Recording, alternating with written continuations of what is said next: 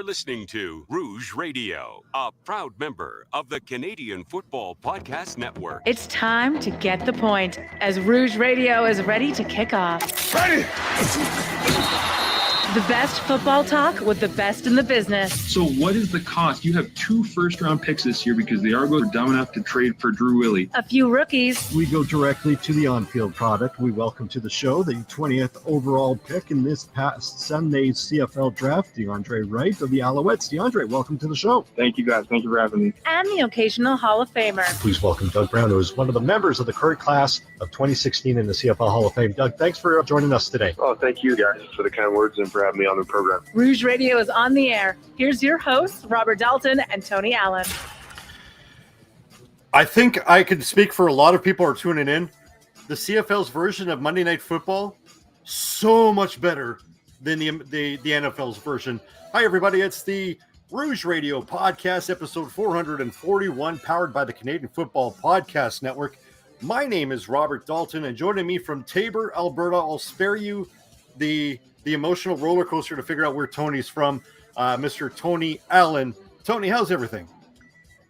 It's going good. It's going good. I'm battling something, but I think I can get through the show here. I've taken a lot of medicine, so I'm either going to be a lot funnier or a lot more annoying because I am so full of medicine to try to be able to do this show here. So, well, it's funny. I don't know if we've it's like ingrained that we record on Sundays. Yeah. And I get a text from Tony and Tony says, "Oh crap, I'm feeling very crappy and whatnot. Can we just delay the show?" And I'm like, there's a game tomorrow. I was like, "Oh yeah, that's right." And then of course, I guess you took a turn for the worse. You're feeling a little bit better. So yeah. Here's the result. If you're tuning in through YouTube, make sure to hit the like, subscribe if you haven't already. Tell all your friends; it'll be good. The audio version of this should probably be up like almost immediately. Other than the sickness, Tony, how's life? The Calgary Stampeders we're on the bye. The Calgary Flames don't know what they're going to be doing because they don't have a first round draft pick coming up in the draft. How's life as a Calgary fan? I still don't feel at the right place to talk Calgary Flames. I don't even want to talk Calgary Flames, especially on the 13th when we likely lose Johnny Gaudreau. So we'll see what happens. I don't even want to think about that right now. I don't know. Just enjoyed another great weekend of football. Like, is it just me, or are the games like really good this year? Like, there might be a dud here and there, but I don't know. I think 2022 has actually been great football. Like, every game has been interesting. We're not all gems. And I don't remember one being an absolute snooze fest. But, I mean, I think they've all, for the most part, with the exception of maybe one or two, they've all been watchable football games. Oh, they've been watchable. I could probably think maybe about one or two. I didn't like the flow of the first Bombers Red Blacks game. I thought that started off obviously, Winnipeg getting off and then just kind of trailed off. And other than I think the last 5 minutes of that game kind of really saved it just because of how the game ended. I want to say the Toronto-Montreal game was outside of the closing minutes. That was kind of a snooze fest, but no, after 4 weeks, I think we've been great. Yeah, I think so too. Because even that, the Toronto-Montreal game wasn't good, but at least it gave us something to talk about the next morning, right, or in the evening. Before we get onto the show, do you want to talk about how? Yeah, before we get on to the other topics, do we want to talk about how a Calgary Stampeder fan is wearing a Ottawa Renegade jersey? I mean, is that that better be a John Gray? That better be a John Grace jersey? No. Okay. Because I thought maybe if it was John Grace, that would be great. That would actually be really good. Or maybe a Kerry Joseph, the one that put Kerry Joseph on the map, right? But no, actually, this is one of those things is when the Renegades folded, and I went to the stamp store, I think they were all like $25 or something like that. So I bought the whole set. I got the black one, the white one, and this one too. So they were blowing them out of the stamp store, I think, one summer. So I was like, well, I'm getting all of them because at the time I didn't have kids, so I had disposable income that I could do that with. So. Oh yeah. Yeah, I think that's hitting home for a lot of people who are listening. It's like, yeah, I'd like to do that. Oh, but I've got like kids. They like to eat. Yeah, exactly. Before we get to the meat and potatoes of the podcast, hey, by the way, if you're watching this, you can actually see the link, as would always the case. Follow the link, https://bit.ly/Rouge Radio -BetUS, promo code 125. Sorry, join 125.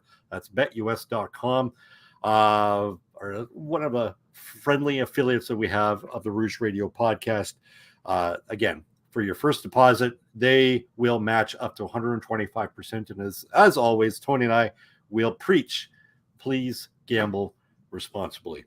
Let's go to Global Rouge. And of course, let's get the ever popular drum beat that everybody just chimes and just loves. Here are your top countries listening to the Rouge Radio podcast. We got Canada, United States, France, Australia, Bermuda, Switzerland, Germany, United Kingdom, Mexico, and Kenya. Can't shake that Kenyan listener. Top cities. Top cities in that are listening to the podcast. We got Winnipeg, Calgary, Edmonton, Toronto, Lethbridge, Ottawa, Victoria, British Columbia, St. Albert, Alberta, Montreal, Quebec, and Regina, Saskatchewan. Thank you. We do not turn away any listeners we appreciate, but I noticed that someone is not listening from Tabor. So what gives? What gives on that? It's a busy week. It was a busy week, yeah. It was a busy week. Okay. All right. Well, Tabor. Okay, so we're going to go to our three down hot takes. We were going to insert this following, but I think a lot of people are kind of sick over it right now. Last night, the Monday Night Football, Toronto, Winnipeg, Demario Houston has in a quote interception. Ruled a touchdown because did not survive contact. Brandon Banks picks it up and it's ruled a touchdown after review because it's a scoring play. Did not have sufficient evidence to overturn it. So quick thoughts on that one. Good call, or did the CFL in the operating room get it wrong? It's tough. I was good with the touchdown the way it happened.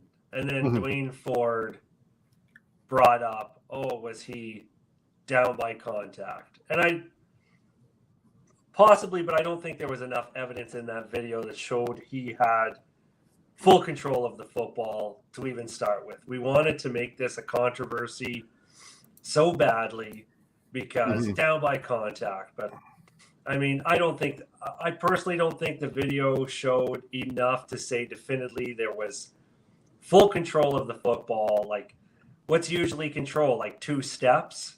And now that we watched the video, like literally touching the football and your knee touching is control. Before it was like, control. He took 1 step, 2 step, then fumble. That's about. But now control is like literally having your knee instantaneously touch the ground as you're touching the football. That's control now. So I won't get upset about people arguing it because that's what we do, right? We have different opinions. We see things differently, or we just want to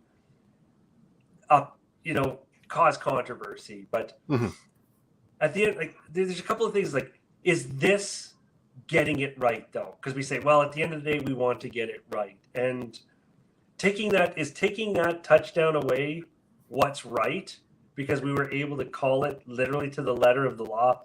I said, screw it, just give them the goddamn touchdown and let's have a fun. Yeah, I saw that. Yeah. At the so it's like, oh no, we got it wrong, and now we've got an exciting ending to the football game. Like, I wish we would have got that right, so that way there was nothing fun happening at the end of the football game.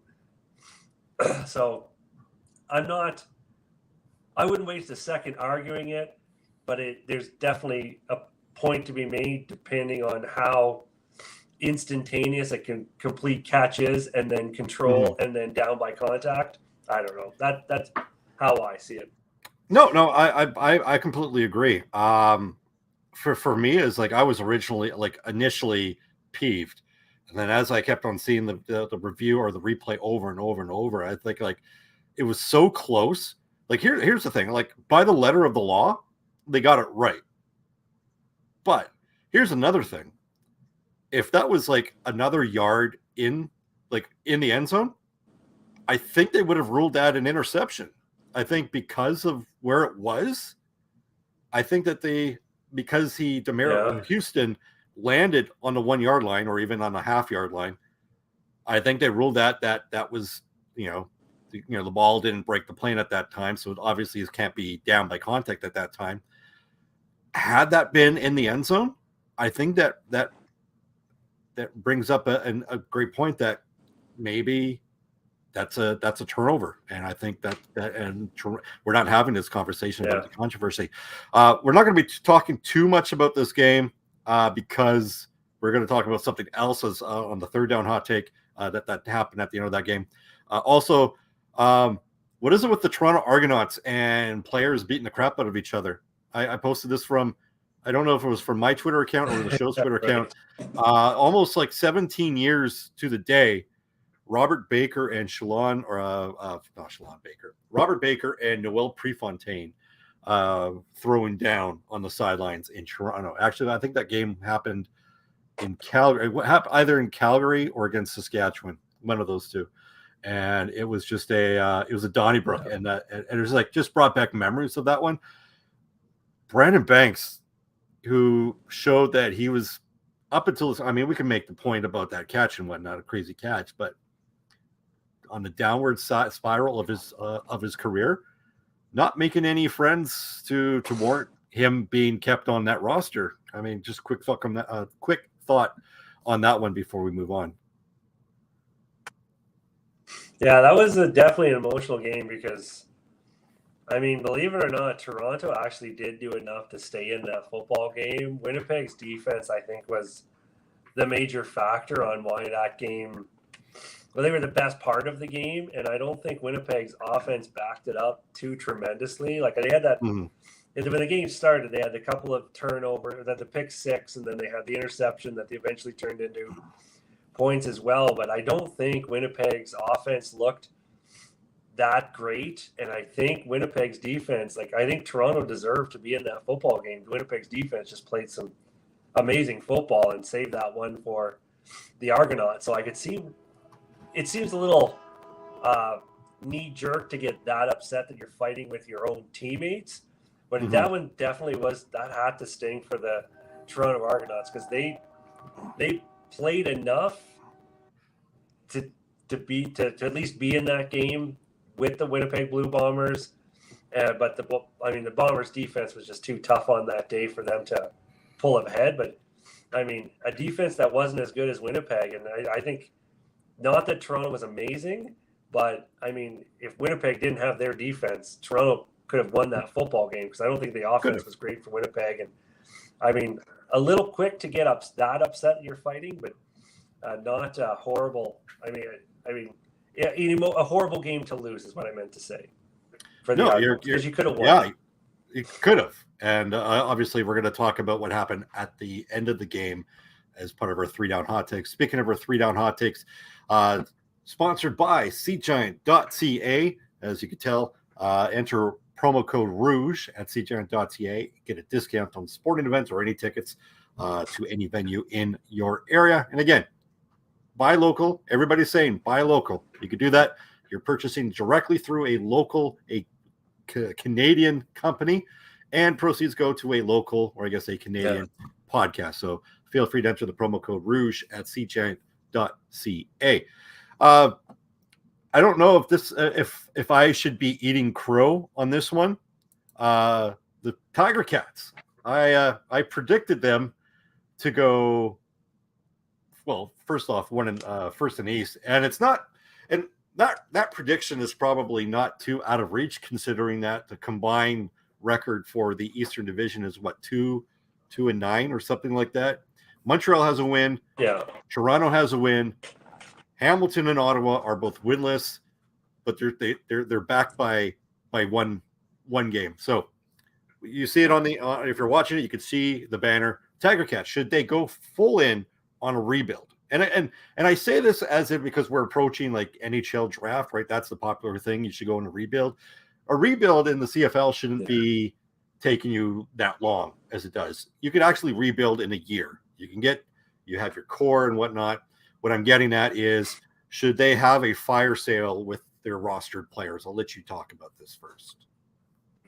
I feel like Hamilton has been in an all-in rebuild since they pulled off the Casey Printers trade back in whenever that was, 2007 or something like that. But I don't know what the Tiger Cats need to do with this football team. Like, they've had some pretty good football teams these last couple of years, and I think it was part of my 9 teams in 9 weeks. I think you had a nice quarterback duo to platoon through there, and I think Dane Evans was the wrong quarterback. I don't know if it's a full rebuild. I think you picked the wrong quarterback, and I mean, it is unfortunate the Tiger Cats are watching this. You lost a bit of your heart and soul in Brandon Banks, despite what we were just talking about him being trouble in Toronto. He was the opposite in Hamilton, and I mean, I really don't know what the Tiger Cats do. Like, their window has been open, it seems like, for so long now, and they've been everyone's favorite out of the East, and they're not getting over that hump. And continuing to add good players doesn't seem to be it either. Like, I don't know if it's tough to say it's Orlando Steinhauer's fault or what, but this team just doesn't have the last couple pieces or something to be a Grey Cup champion, and it definitely feels like it's going the other way. I think you picked the wrong quarterback, and maybe it's time to give up on this core, the core you've been riding for the last couple of years. And because seriously, what's the worst going to happen? You're not going to win the Grey Cup again for the 23rd year in a row? Like, is that what you're afraid of? No, but seriously, is that what you're afraid of? That you're going to dismantle this amazing dynasty that is going on 23 years or whatever it is without a Grey Cup? You might as well, because what you're doing now isn't working. And I don't know what your definition of success is right now, but at the end of the day, the Tiger Cats just keep winning and walking away without Grey Cups, and now it just seems even worse. You mentioned that they gave away the wrong quarterback. Dane Evans threw 4 games, 65 completion percentage, 1,081 yards, 5 touchdowns, 8 interceptions. That is probably the difference, is those turnovers. Jeremiah Mazzoli threw 3 games, 65 completion percentage, so rather somewhat similar, but one less game. 873 games. Projection probably put him over Dane Evans for total yards. 1 touchdown and 1 interception. I don't know if the quarterback is the reason why Hamilton is the way that they are. I switch them up. I think they're having the same result. I think that they're 0-4, maybe 1-3. I think they're 0-4 regardless of the quarterback. I think that they need to, when we did the memoriam for the Hamilton Tiger Cats after the Grey Cup, we talked about what's going to happen. Should they get rid of the 3 elder statesmen there? Brandon Banks, Simone Lawrence, Chris Van Zyl. They ended up getting rid of Brandon Banks, which I thought was the great move. I understand why they brought back Simone Lawrence, because he actually, defending great defensive player of the year for the East Division. So I understand that. But Chris Van Zyl got re-signed, and I thought, really? That's the route you're going to take? I mean, I thought one of the 3 would have been good. They went 2 out of 3, and I don't know. I think right now, it's really too. I know that it was my idea to put it as part of the 3 down hot takes, but I think it's early because the East Division has just been so terrible. I think now that you're going to start seeing I think comparing Mazzoli's numbers in Ottawa and Dane Evans in Hamilton is a wrong comparison because Ottawa's just bad and Mazzoli inherited a bad football team and doesn't have what Dane Evans has in Hamilton. I think his numbers, they're at least a 500 club under Mazzoli. Unfortunately, I can't prove that, and I have nothing to back it up. But I think that's the wrong comparison to compare Mazzoli's numbers in Ottawa with what he has and compared to the failures that Hamilton's having in there with what they have in Hamilton. Like when we talk about what Hamilton should have been when the season started, it's not comparable to what the changes they had in Ottawa. Mm-hmm. I just want to throw that in. I don't think using that comparison. Because we can't have stats for offensive linemen, we can go towards Simone Lawrence through 4 games, 19 tackles, and that's it. No sacks, no interceptions, just 19 tackles. Like, a tackle is good, but if that's all, like 19 tackles over 4 games, that's what, like just under 5 tackles a game. I don't know if you caught on the Jeff Reinbold issue, but Jeff Reinbold is spot on. The Hamilton Tiger Cats are not getting enough good big plays from their defensive leaders, and that includes guys like Simone Lawrence. Love the guy, love his attitude. I love the way he plays sometimes, but he's not backing up what Simone Lawrence has been used to. And like I said, like you could say that this is a one of, but he's the wrong side of 30. I don't know if this is one of. This could be like a one of many because he's getting up there in age. Anything else you want to add to that before we go forward? No, I'm good. All right. Second. I just want to be able to turn my. I just want to be able to turn my camera off so I can blow my nose.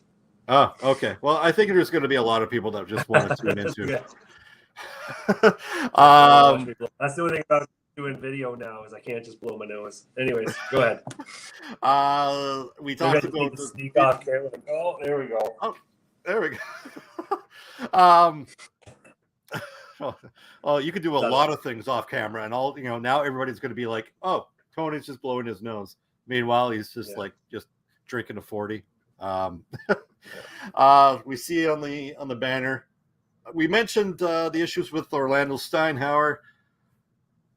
Obviously, there are some people that are on the hot seat. We talked about Kahari Jones, and we love what they were doing in Montreal, but they're just not getting the results that they can. And we saw what happened against Saskatchewan last week. Paul LaPolice inherited a bad Ottawa team, and they continued to be bad last year. Then they went balls to the wall through free agency, and all it got them was an 0-3 record. Orlando Steiner, we talked about that, 0-4. Who's going to get fired? Because I don't feel that there's going to be a firing mid-season because it's in the East, but I feel one of these 3 are going to get fired. I'm going to say it. I think it's Kahari Jones. Danny Machochik gets hired as GM. Kahari is already as head coach. Most GMs want their own guy. And given how they started the season, sure, they had that big game against Saskatchewan in Montreal. Then they come back. They were winning at one point, and then all crap hit the fan. The undisciplined penalties. Mike Wakefield got ejected for being selfish. That falls on coaching with preparation and whatnot. I feel Kahari Jones gets fired. I think Paul LaPolice gets another year to sort things out in Ottawa. Your thoughts on that one? Because I like for as much people say that they love playing for Kahari Jones, they did not show it on Saturday against the Riders. Yeah, I think LaPolice gets a bye because of what you said. The massive turnover of players.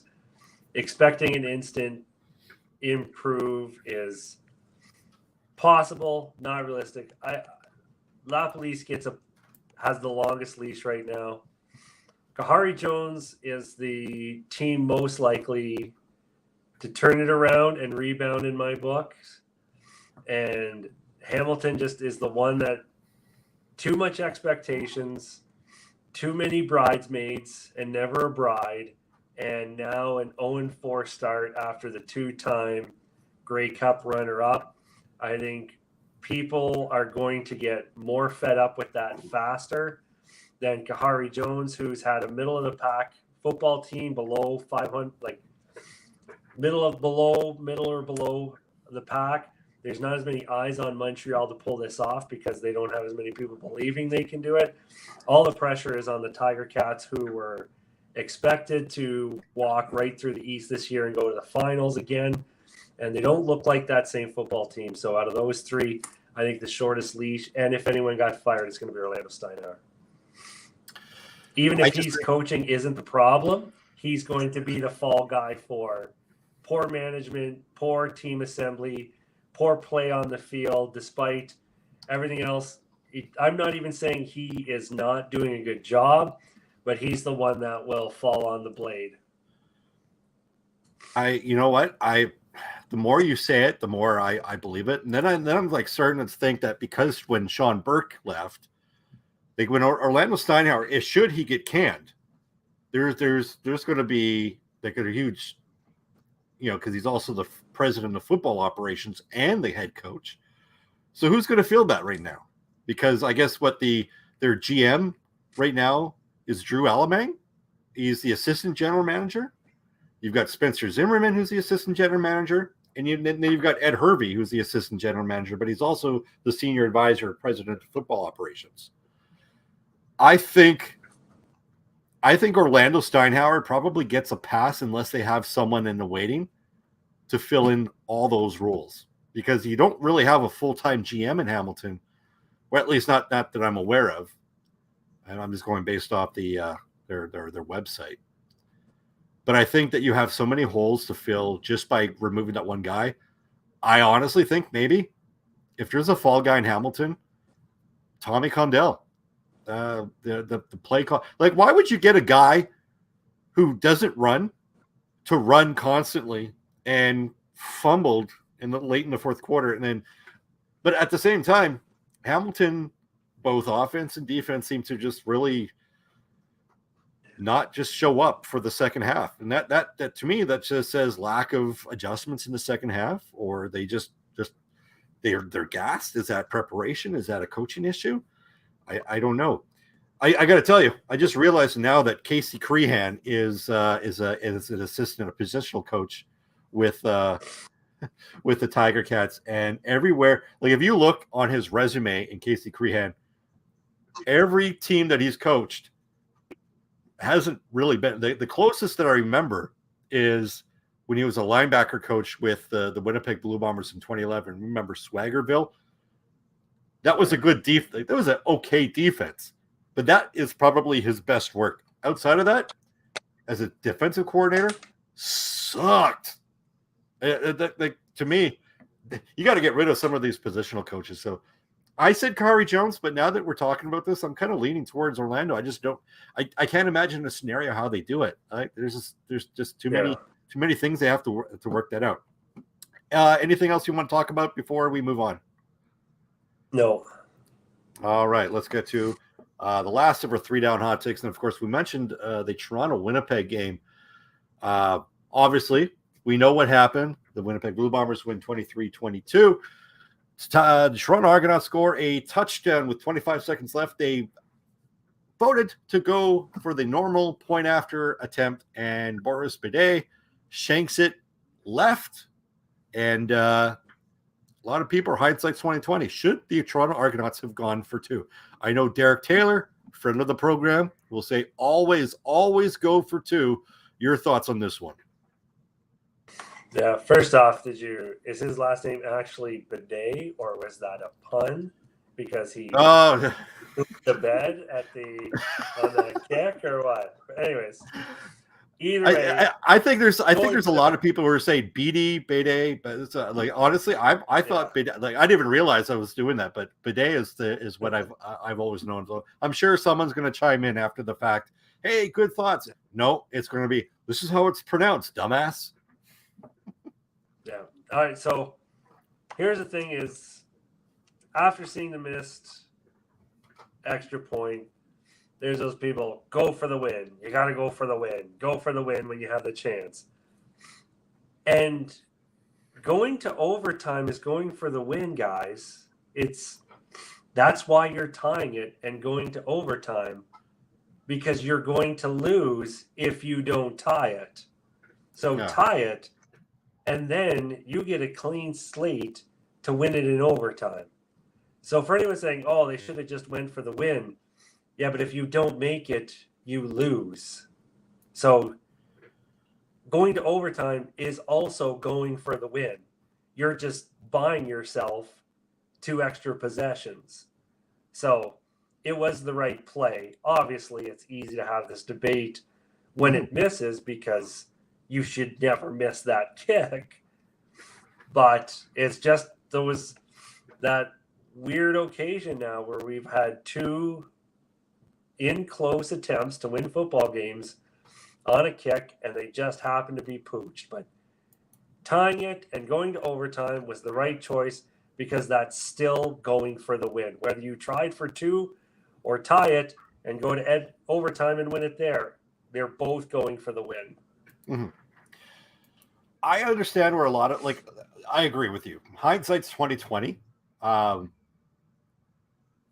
I think that the fact that they came back from that score, I think the mental anguish that they would have had just to say, hey, we came back, let's go for 2, and then have that fail, even though that they probably owned the line of scrimmage, at least in the second half, on both sides of the ball. So they probably would have, but the mental anguish of coming back only to fail probably would have left them in despair. And I think that's why, you're not wrong in saying they should have gone for 2, and you're not wrong for saying that they should have tried the point after. I understand why the Argos did, because you can't anticipate that a guy who went 2 for 2, I'm trying to remember, was it 2 for 2 or 3 for 3 off the top of my head, in field goals is going to miss a second point after attempt. You just never think that, especially in the dying seconds when you're trying to tie the game. So it's not wrong. And you're giving like you said, you're giving yourself a chance to win the game in overtime in those 2 mini games because your defense had momentum at the right time. So why not just take what's for you, with what's in front of you, and then just continue that momentum in overtime? Because of the worst case scenario, if you're the defense, you allow them. They're already in field goal territory. Best case scenario for if you're the offense, you're owning the line of scrimmage. Worst case scenario, you get a field goal because you just couldn't punch it in the end zone. And here's the thing. If you're Homer McLeod-Thompson and you want to sell me on going for 2, you're probably going to do it by saying, listen, coach, we just shredded this Winnipeg defense. They're gassed. They're not ready for this. They're clearly not collected. This is the time to pounce on that defense. Because honestly, I don't know how Homer McLeod-Thompson was able to tear apart Winnipeg's defense on those big plays all the way down the field and come up with the touchdown. So if you're the head coach, if I'm the head coach, I'm putting blinders on and I'm saying, let's get this thing to overtime and win it there because all bets are off. Mm-hmm. If you're the quarterback and you want to go for the win, that's the argument that may sway me going for 2. Like, listen, coach, we just drove that ball down their throat in under a minute, got in the end zone, let me win this. And then as a coach, I might be like, damn, you son of a bitch, I'm in. Let's do it. That might have convinced me. I love the fact that we're still calling him Homer McLeod-Thompson. We're just going to flat out call him Grimy at one point. We're just going to. I had the Grimy GIF ready meme right away. If Toronto had won that, I was ready with the Winnipeg Grimy Bombers or Winnipeg Blue Grimies or something. Like they were going to be Homer McLeod-Thompson's next victim. Oh, yeah. He had a terrible first half. Like, I'm thinking, like, I saw that first half, and I'm like, yep, Tony is going to love this first half. And he bounced back, and a lot of that had to do with, you know, I don't want to take anything away from him, but a lot of it did have to do with the fact that the defense on the other side was just gassed. Like, if the defense wasn't getting pick sixes for Winnipeg, they were getting the turnovers, so they weren't on the field as much, and then Winnipeg just got points like almost right away. So naturally, Winnipeg's defense just goes back on the field, and sometimes when you're good, it's almost like a downfall because you spend more time on the field when, like, ideally probably would have been a good thing is just to say, instead of a pick six, I mean, turned out that the pick six worked for them, but maybe run it down for 10 yards just to give yourself some rest, because the fact that the moment that Winston Rose got in to the end zone, he's like, crap, I have to go do this again in like 5 minutes. So it's like not even anything you want to add before we go on? No, that was it. All right. Let's go back to a favorite one. And this one is, technology on our show is not the best. Oh my God. Number one. Seinfeld, you magnificent bastard. Tony, who grabs your attention for this week's magnificent bastard? Oh, I think I'm going to go off the grid for this one. And you may see a pattern forming for 2022. The BC Lions are now 3-0, the team I picked to have one win this season. And here's the best thing. I did not pick BC to be 1-17 because I hate the BC Lions. I picked that because they looked like nothing. And now I love being wrong because it wasn't because I hated the BC Lions. Why wouldn't I want the BC Lions to be successful if they were going to be exciting? And they could easily put up 30 points a game. This BC Lions team they're probably the best team in the Canadian Football League to watch right now. Mm-hmm. So I don't care that I was that wrong. The important thing is that BC is this fun to watch right now, and Nathan Rourke is going to be the story all season long. And you're going to see a trend with the Magnificent Bastard if this keeps going. So undefeated BC Lions, a scoring machine, a defense that's either legit or feeding off the excitement of their Canadian quarterback, overcoming interceptions to be successful once again, looks like a winner, talks like a winner, a veteran attitude already, and he's my favorite part of the Canadian Football League right now. And if I could, I would make a rule that every team gets this guy for one season because he is the most exciting football player in the Canadian Football League. So Nathan Rourke, you magnificent bastard. So you want him to be the Canadian Kevin Glenn? Yes. He may not have, but we want him to be. Can you imagine a trade like BC just like after one season? BC says, "Hey Edmonton, we'll trade you Nathan Rourke for like 2 draft picks or what have you." Nope. Not even all these after Nathan Rourke gets the great. After Nathan Rourke gets the Grey Cup, they just walk up to him, give him the Grey Cup, and then they just pull balls out of a fishbowl. Next year, Nathan Rourke will be an Edmonton Elk. Next year, he's going to be a Toronto Argonaut, and we all get him for 1 year, just random, pull balls out of a fishbowl, and we're there. I don't care. Doesn't even have to be traded. Just literally give him. He should belong to the league. I was looking at the standings through 3 games. The BC Lions have 137 points for. Looking at teams that have played 4 games, the Winnipeg Blue Bombers 87, the Saskatchewan Roughriders 110, They had Montreal Alouettes 103, and the Hamilton Tiger Cats 118. The BC Lions are outscoring those teams who have already played four games, and there's no sign of letting up. And right now, there's a huge test coming their way as Week 5 ends, and we'll get to that soon. But good. It's I don't know if we had a magnificent bastard last week, but I do remember Nathan Rourke getting the MB the last time. So back-to-back magnificent bastards for Nathan Rourke, if I'm not mistaken. So good on him. What? He's gotten them all so far. Okay, that's it. Okay, yeah.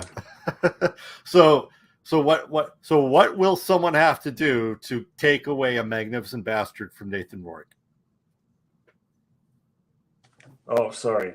I don't know. I guess they'll have to have something amazing to stop Nathan Rourke, or you can't see from getting more magnificent bastards. You probably couldn't see it written there, but I saw it. I think you can see a trend. Wink, wink, nudge, I wonder nudge. if Nathan Rourke's going to get all 21 magnificent bastards this year. We'll see. Hello, Mr. Thompson. I think he's talking to you. Yeah.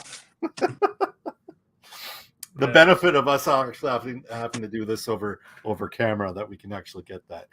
All right, moving on. Let's get to our Week 5 preview. And again, this portion of the show is sponsored by our friends at manscaped.com. Go to manscaped.com for 20% off and free shipping. Not only free shipping in this country, but worldwide. So if you happen to be living in Kenya, go to manscaped.com, enter the promo code Rouge. You get that 20% discount and free shipping. So we don't want to talk about the products too much, but I really enjoy it right now. Very, very smooth down there. I love it. Let's get to the first game. The Calgary Stampeders go into Edmonton to play the Edmonton Elks. This is the Thursday night football. Tony, who do you got this game? All right, I'm going to try and get through these previews as quickly as possible because I'm yawning a lot and sniffling, and people are probably getting very annoyed listening to me being a part of this show. Edmonton, I don't know, did they look good against Hamilton Tiger Cats? Hamilton is a train wreck. Edmonton is a train wreck. I think Calgary's better. I think it has potential to be close, but the Stamps actually play well in Edmonton. In a place where it should be hostile territory, there should be a pretty good Stampeder contingent, and they do well in Edmonton. And I think Bo Levi Mitchell looks like he's bouncing back. We'll also be excited for that Canadian Edmonton quarterback as well, not at the Nathan Rourke level yet. And I think we could see a good a back and forth football game. They seem pretty evenly matched teams, and I like the progression of the Calgary Stampeders defense. It's definitely nothing like we've seen in the past, but I am seeing a bit of a growth there with the defense. I'm enjoying it. I'm going to see one key interception for a touchdown on the Calgary Stampeders side, and I'm going to take a 28-17 final there for the Stampeders. I looked at this game like from a preview in the preseason, and I automatically had Edmonton winning this one. And then I'm looking at the tendencies, the trend. You said it. Hamilton's a train wreck. I don't know if Edmonton won that game, and I know that we love to hate to say that a team lost, but credit to Edmonton. They didn't quit in that game against Hamilton. But it's Hamilton, and sometimes when you have two train wrecks, two winless teams, one of them is going to win, and that team just happened to be Edmonton. And going into Calgary, or no, they're going into Edmonton. Calgary going into Edmonton. Edmonton hasn't won at home since 2019. I don't think Edmonton is that good of a team to stop that kind of a streak against a team like Calgary. Like, we could say that Calgary's bouncing back. Bo Levi Mitchell is back. I think that is still too early. I think that remains to be seen. But I still think I like the makeup of the Calgary team more than what I see in Edmonton. I mean, right now, who's going to be their starting quarterback? Is it Arbuckle? Does he make a return? Is it Trey Ford because he did win? I don't think it really matters when it's Calgary. I think you're right. I think the Calgary probably somehow does something to make it close, or even maybe Edmonton does something to make it close. But I think Calgary comes away for a W, and I think this is probably one of the first preseason predictions that I go against. So I think Calgary wins this one. I'm going to say 26-19 to make it somewhat close. Second game, which is on Friday, the Ottawa Red Blacks go into Saskatchewan to play the Saskatchewan Roughriders. I want to tell you about my dream here. I had a dream that I was a part of the Ottawa Red Blacks, and I absolutely nailed Duke Williams, and he fumbled the ball. I gained reception for some reason. I don't know why. I was an Ottawa Red Black and not a Bomber, but I nailed Duke Williams. He fumbled, ball went out of bounds, and I got it. It was 5 minutes. Well, the weird thing about this dream is I woke up, went back to sleep, continued on the dream, and command center still had not actually ruled on the play as to whether or not it was actually incomplete or ground caused the fumble or what have you. But if that happens in this game, I'm going to go out and buy a lottery ticket because that is just amazing. Anyway, enough about my dreams. Nobody cares about my dreams. This one, if this was in Ottawa, I don't know if this game is close. I actually think that maybe Ottawa wins this one because Ottawa's going into Saskatchewan. I don't see a Paul Eppley's offense can really figure out this defense. I don't know if Jeremiah Mazzoli himself can. And I've got a lot of respect and impressed with what Jason Shivers is doing with that team in Saskatchewan. If Saskatchewan could continue to run the ball consistently, watch out. It doesn't matter what Cody Fajardo can do. That running attack on Saturday was just impressive AF. That defense is impressive, smothering. If they have a down game, it doesn't matter because that running attack is able to withstand all the pressure. I don't know if it's going to be as dominating as the game against Montreal, but I think Ottawa doesn't have the pieces to overcome it. And I think Saskatchewan's going to come away with this one. I'm going to say 32-15. Tony. Yeah, I feel like this almost sounds like something I said last season, but somehow I still feel it's true that Saskatchewan is like the most unconvincing 3-1 team around right now. Like a very impressive, solid, unconvincing 3-1 football team. But that's what I said at the beginning of the season too. Like game one, I said it's going to be close. Saskatchewan's going to pull away, and then it's like I feel like that's what I talked about all last season too. It's close, and then Saskatchewan pulls away, and they find a way to pull away at the end. And it's like, oh man, how dominant is Saskatchewan? It's like not really, because 45 minutes of that football game was close. And then something happens in the last 15 minutes that makes it look like Saskatchewan just absolutely steamrolled the other team. And I just want to take a quick at last week's score. Yeah, they lost. No, wait, where am I right here? The Saskatchewan. Yeah, like that 41-20. Even then, it was like, I don't remember being it that convincing until the wheels fell off of Montreal at the end of the football game. I don't think that's going to be the case here. I think this will be a legitimate trouncing of the Ottawa Red Blacks right now. But I think they're as good or maybe a little less convincing as their 3-1 record is.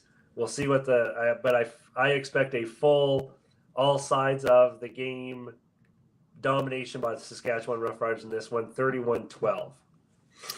There we go. And, of course, the last game of the week, the BC Lions host the defending, reigning, back-to-back Grey Cup champions. And I feel, based off the offensive play in the last couple of games, I can get that out of the way because the three-peat, although possible, is maybe not reachable at this time. And I know a lot of people are listening here. Great, we won't have to deal with insufferable Dalts. Trust me, I won't be going anywhere. The BC Lions host the Winnipeg Blue Bombers. By the way, the odd thing for the CFL, the Canadian Football League, having a 4th of July game and then having one of those teams play 5 days later, I know it's a rite of passage that each team has to have a 5-day break in between games. So I'm not doubting that one. It's just weird to me to have one team have that 4th of July game and then to play 5 days later.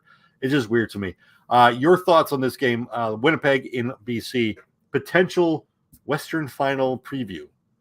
Yeah, I don't even know what year this is if we're talking about BC Winnipeg being the game we've been waiting for in only week 5. Like, are we hyping this game up enough? We should. Like, is there enough hype around this game right now?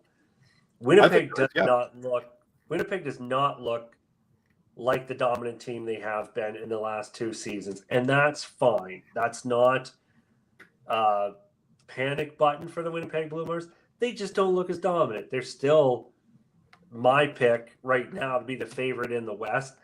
People are going to contest that, but I'm like, well, until you have something to prove it wrong, all you've got is just some close wins, but you still have a perfect football club there in Winnipeg. So when I say it's not the same team, there's no time to be afraid in Winnipeg. But here is your first test of the season. You've got a juggernaut BC Lions team that is either legitimately good or just too stupid to know they're not this good. But whatever it is, they're coming in hot, and Winnipeg needs to stop them. Winnipeg has the first defense that's really going to give Nathan Rourke trouble. He's got to be able to figure out this defense, read it, and react to it. On the other side of the ball, Zach Collaros isn't dominating football games and just lobbing up TDs left and right. And BC seems to have a few ball hawks of their own right now and a very stubborn defense as well. This has all the makings of maybe one of the best football games, whether you like offense, whether you like defense. This is 2 teams that can entertain. I think the offenses are going to take the hit in this one. I think the defenses are the star. And I think the legacy of Nathan Rourke continues. And it's a 17-16 nail biter. Oh, wow.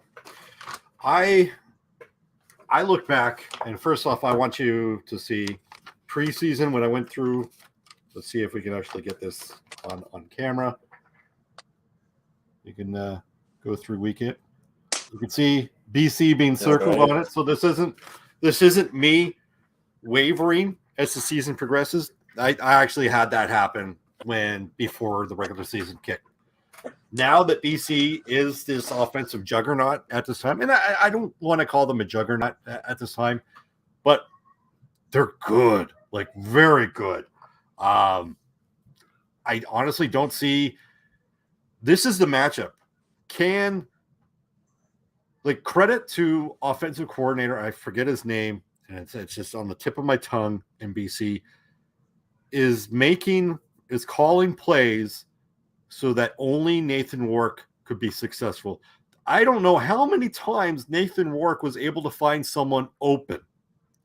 And you only do that either A, busted coverage, but it happens so much for busted coverage to be an issue.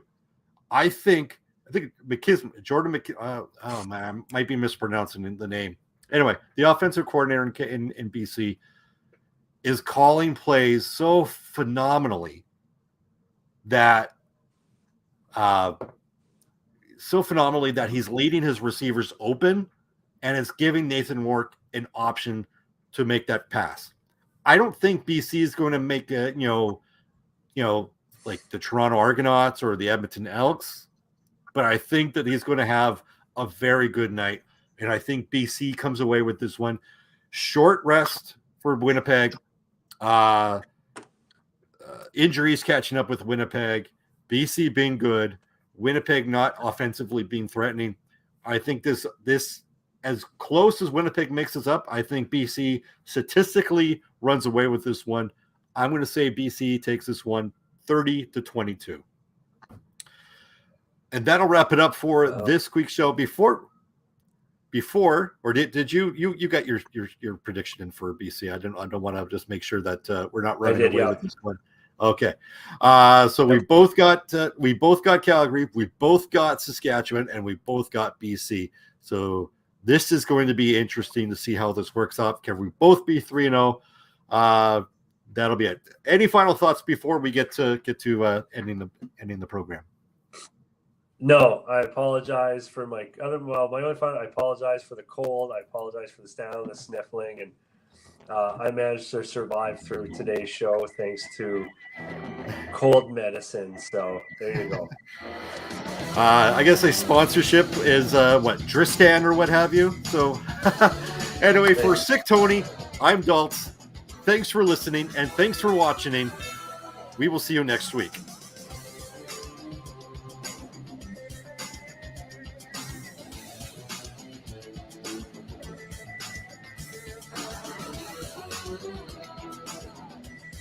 Thanks for listening.